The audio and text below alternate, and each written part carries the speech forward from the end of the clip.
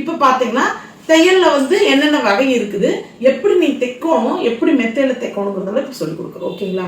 இப்ப பாத்தீங்கன்னா இப்ப தெரிஞ்சவங்களுக்குமே இப்ப சொல்றேன், பிகினர்ஸ்க்கு மட்டும் இல்ல, டெய்லரிங் வீட்டுல உட்காந்து தைக்கிற சும்மா எந்த பிளவுஸ் எல்லாம் தைக்கிறீங்கன்னா நீங்க தையலை வந்து எந்த மெத்தட்ல வச்சுக்கணுங்கிற சொல்லிடுறேன். ஓகேங்களா?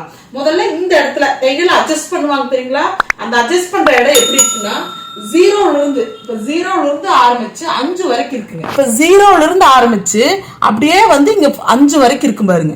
இப்ப நீங்க என்ன பண்றீங்கன்னா 2ல வைக்க கூடாது. 2ல வச்சீங்கன்னா ரொம்ப ரொம்ப பொடிய தையலா வரும். 2ல வச்சா 2ல வைக்க கூடாதுமா. இப்ப 2ல வைக்காம நீங்க 3ல வைக்கணும். இந்த தையல் வந்து நேரா இந்த புள்ளிக்கு நேரா 3 இருக்கிற மாதிரி வைக்கணும். இப்ப 3ல இருக்கிற மாதிரி வச்சீங்கன்னா இப்ப நான் தைக்கிற தையல் வரும். ஓகேங்களா? நெக்ஸ்ட் வந்து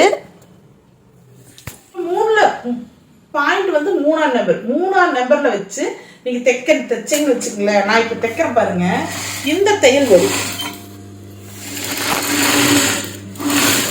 இந்த தையல் பாருங்க, அதாவது ரொம்ப பொடி தையலும் இல்லாம ரொம்ப பெரிய தையலும் இல்லாம மீடியமா இருக்கு பாருங்க. இந்த தையல் வந்து உங்களுக்கு எந்த வித பிரச்சனையும் கொடுக்காது. ஏன்னு கேட்டீங்கன்னா நீங்க ஏதாவது தப்பா தைச்சிட்டாலும் ஈஸியா பிரிச்சிடலாம். அதே சமயத்துல இந்த தையல் வந்து இப்ப நீங்க பாருங்க, இந்த தையல் போட்டதுக்கு அப்புறம் இப்படி நீங்க விரிச்சு பார்த்தா ரொம்ப விரிச்சாலுமே இந்த தையல் வந்து ஓட்டையெல்லாம் தெரியாது. ஓகேங்களா? இந்த தையல் தான் நான் எல்லாத்துக்கும் தைக்கிற தையல் வந்து இந்த தையல் தான். அதே மாதிரி தைக்கிற போது நீங்க பேக்ல கையோட பின்னாடி பக்கம் இழுத்து பிடிச்சிட்டு தைக்கிற மெத்தேடு பழகிங்க ஆரம்பத்துல இருந்தே. ஓகேங்களா? இப்ப நான் பாத்தீங்கன்னா நெக்ஸ்ட் தையல் வந்து என்ன வைக்கிறேன்னா 3க்கும் 4க்கும் நடுவுல ஒரு தையல் வைக்கிற பாருங்க.